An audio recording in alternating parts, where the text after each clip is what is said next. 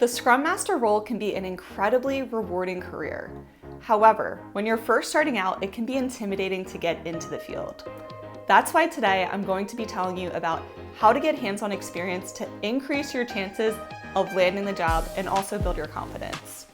My name is Stephanie Cully and I am a certified Scrum Master. I've been working as a Scrum Master for over 10 years. My goal is to help Scrum Masters build their confidence and get experience so they can land a job. I have the Scrum Immersion Program, which helps people get hands-on experience for 7 weeks. Let's get into some specific tips. I have 3 specific ones for you on how to get experience and land the job. The first one is taking your everyday projects or tasks that you're working on and using that to get experience. What do I mean by this? The first example is working on a project like a home improvement.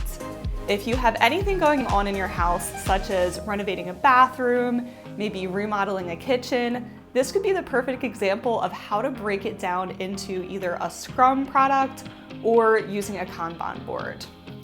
The second example I have for you is looking externally.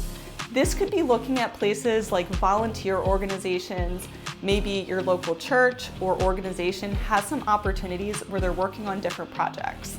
I encourage you to volunteer for one of these organizations, and if they're working on an event or they're trying to facilitate some kind of committee, you can start incorporating Scrum or Agile practices in there. Doing things like a daily Scrum or even having a retrospective to inspect how things are going and how they can get better is a really good way to get started. And lastly, I would encourage you to look internally. That means if you're already working at a company, especially a larger corporation, there's a good chance that there are already Scrum Master roles out there.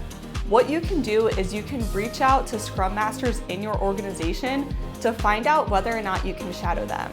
What you can even do as well is if you have a manager that you can talk to about your career path, you can tell them that you're interested in becoming a Scrum Master, and they may be able to help link you up with other Scrum Masters or managers. That way you can work on gaining experience and transition into that role. And lastly, I wanted to say, if you're looking for a formal way to get experience, you can join the Scrum Immersion Program. We give you 7 weeks of hands-on experience and you get to work on a real product.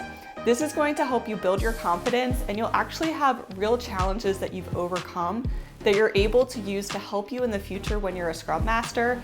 And it's going to be more appealing to potential employers as well when you're able to give these examples of the challenges and successes that you had while working in the program.